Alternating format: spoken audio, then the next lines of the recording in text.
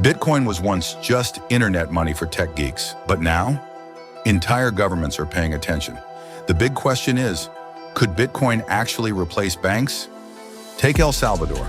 In 2021, they shocked the world by making Bitcoin legal tender. For millions of Salvadorans who didn't even have a bank account, that was huge. Your phone basically became your bank. But let's be real, it wasn't all smooth.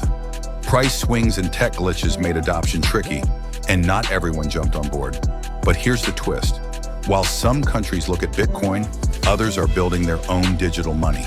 These are called CBDCs, Central Bank Digital Currencies. Imagine the dollar or euro, but fully digital and completely controlled by governments.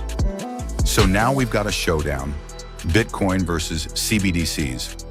One is open, borderless, and nobody's in charge. The other is efficient, but centralized and controlled. Countries dealing with crazy inflation or unstable banking systems might see Bitcoin as a lifeline. Will Bitcoin fully replace banks? Probably not tomorrow, but one thing's clear, it's already changing how we think about money and who we can trust with it. And hey, this story is just getting started. So if you want to stay ahead of the curve, hit that subscribe button and let's explore the future of money together.